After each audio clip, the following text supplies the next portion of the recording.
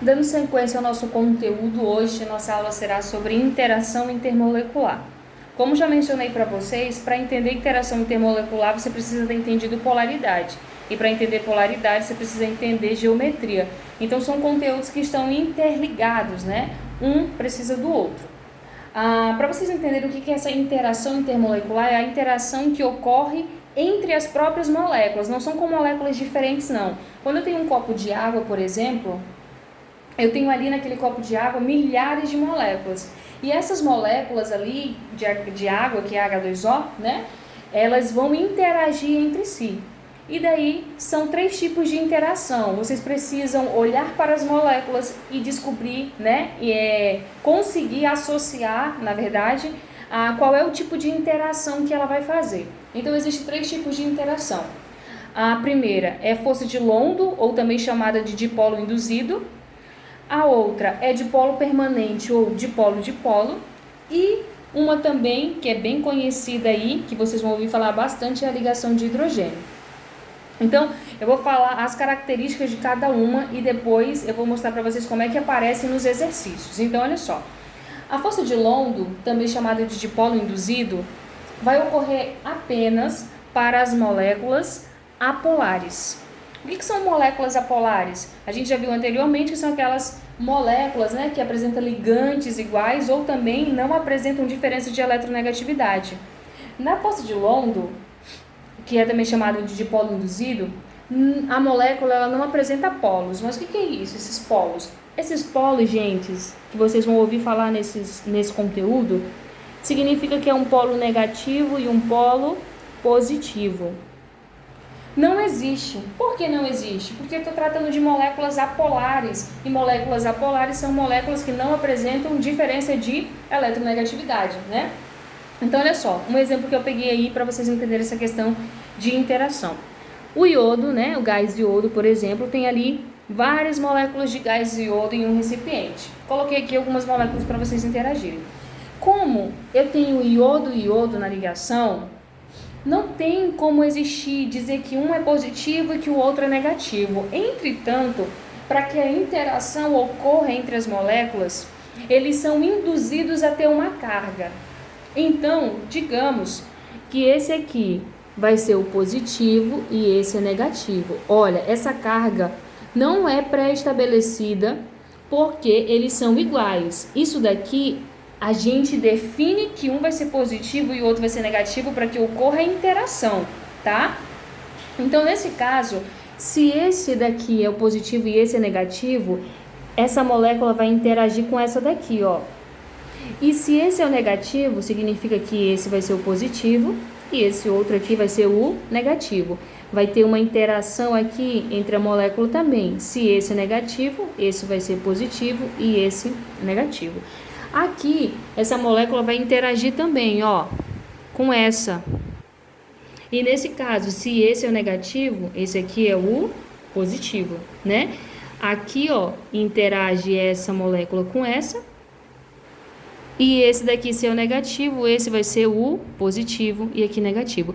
Então, os elementos, eles são induzidos a ter uma carga. Eles não têm uma carga pré-estabelecida, porque são elementos iguais, que não apresentam diferença de eletronegatividade. Por se tratar de moléculas apolares, então, eles são induzidos a ter uma carga. Então, é assim que funciona a interação do dipolo induzido. Professora, eu não entendi nada. Vai já fazer mais sentido para vocês, assim que a gente começar a fazer depois, praticar alguns exercícios. O que vocês precisam ter em mente, né? É que no dipolo induzido ocorre apenas para as moléculas apolares e que ali não existe uma carga fixa estipulada para os elementos, né? Não existe, porque não existe diferença de eletronegatividade, certo? Essas são características que vocês precisam ter em mente, ou seja, não vai apresentar polos definidos. Já o dipolo permanente, que também é chamado de dipolo-dipolo, vai acontecer apenas para as moléculas polares. E aqui, essas moléculas, elas já apresentam os polos, que são o quê? O positivo e o negativo. Nós já falamos, né, já mencionamos sobre a questão de eletronegatividade. Vocês já sabem que os elementos mais eletronegativos da tabela periódica são esses aqui, ó. Flu, oxigênio, nitrogênio, cloro, bromo, iodo. Lembra da frasezinha que eu ensinei para vocês? Fui, as iniciais da frase, né, são os elementos. Fui ontem no clube, briguei e saí carregado para o hospital.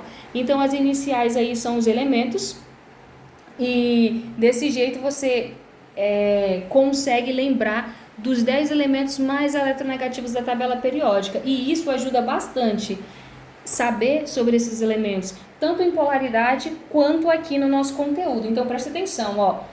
O flúor, ele é o elemento mais eletronegativo da tabela periódica, depois dele o oxigênio, o nitrogênio e assim sucessivamente. Então aqui, para vocês entenderem essa questão que eu tinha falado aqui, que talvez vocês não tenham entendido, olha aqui o hidrogênio, olha aqui o cloro. Ó, nessa escalinha que eu coloquei, o cloro está bem aqui e o hidrogênio está bem aqui. Quem é mais eletronegativo dele? O cloro. Então, se o cloro é o mais eletronegativo, essa carga dele aqui é fixa, ele é negativo. E o hidrogênio, como ele é menos eletronegativo, ele vai ter a carga positiva. Então, aqui na força, no dipolo ou dipolo permanente, as cargas elas já estão definidas, porque existe uma diferença de eletronegatividade.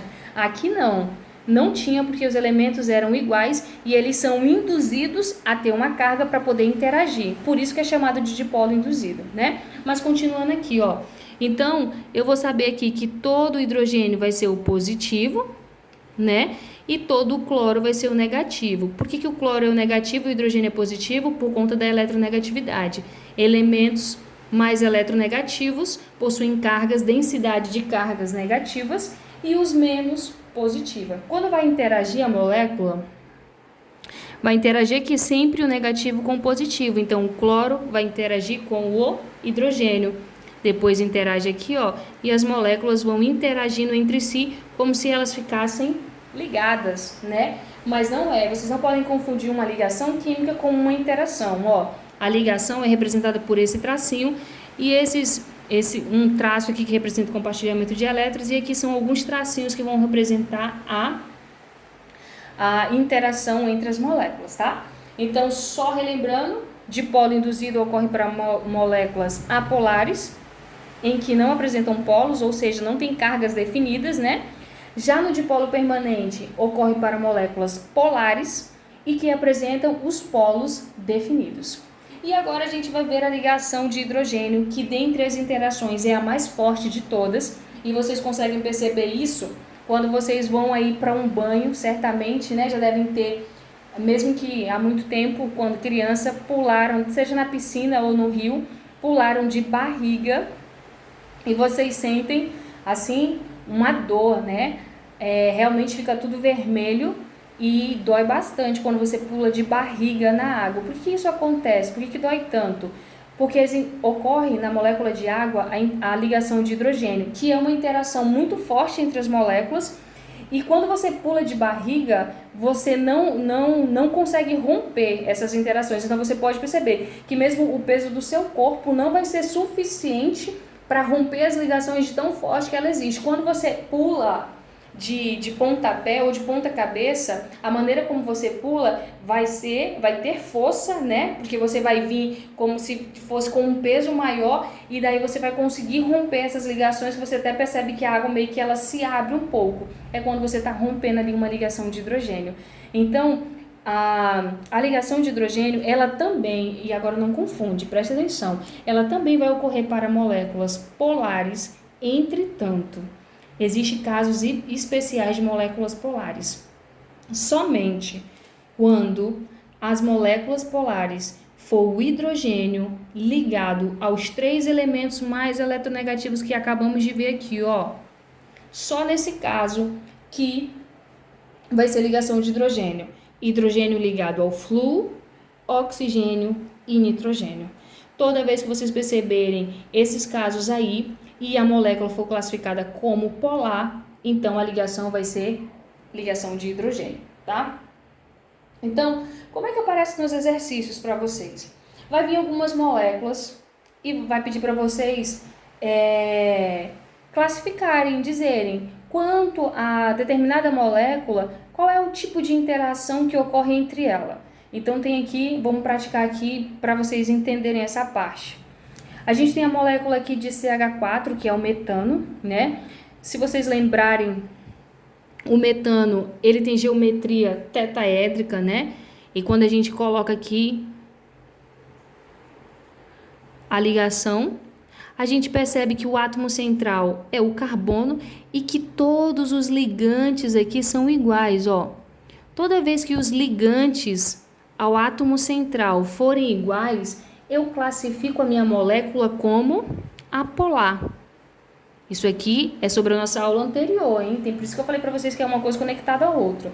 Então, se a molécula aí é apolar, presta atenção para as interações, ó. Força de London ocorre para moléculas apolares, dipolo, polares, e ligação de hidrogênio, polares. Só tem uma interação que ocorre para as moléculas apolares. E que interação é essa? Dipolo induzido. Então, toda vez que tu identificar que uma molécula é apolar, de cara, não precisa nem ter dúvida, tu já coloca que a interação vai ser dipolo induzido, também chamado de força de London. Vamos aí para outra molécula. A outra molécula é do ácido cianídrico, que é o HCN. Se a gente representar a ligação, a gente vai ter o hidrogênio ligado aqui a carbono e o carbono fazendo uma tripla ligação com o nitrogênio. Para a gente analisar a questão da polaridade aqui, a gente vai analisar os ligantes também. Ó, átomo central é o carbono e eu vou ter aqui o hidrogênio e o nitrogênio. Os ligantes são iguais ou diferentes? São diferentes. Se são diferentes, então eu classifico a molécula como polar ou apolar. Então eu vou classificar ela como sendo uma molécula polar. Quando a molécula é polar, pode ser dois tipos de interação. Ou vai ser dipolo-dipolo, ou vai ser ligação do hidrogênio. Mas lembra que eu falei para vocês que só vai ser ligação de hidrogênio se eu tiver o hidrogênio ligado a flúor, oxigênio e nitrogênio. Eu até tenho o hidrogênio aqui, mas o hidrogênio está ligado a quem? A carbono. Se não obedece, se não é nenhum desses elementos, então vai ser o quê? Dipolo-dipolo. Então, quando a molécula for apolar é muito fácil, porque só tem um tipo de interação. Agora, quando ela for polar, vocês vão ter que analisar esses dois casos. Se na molécula tiver hidrogênio ligado a algum dos três elementos mais eletronegativos, ligação de hidrogênio. Se não for, vai ser dipolo-dipolo. Então, nesse caso, eu tenho aqui dipolo-dipolo.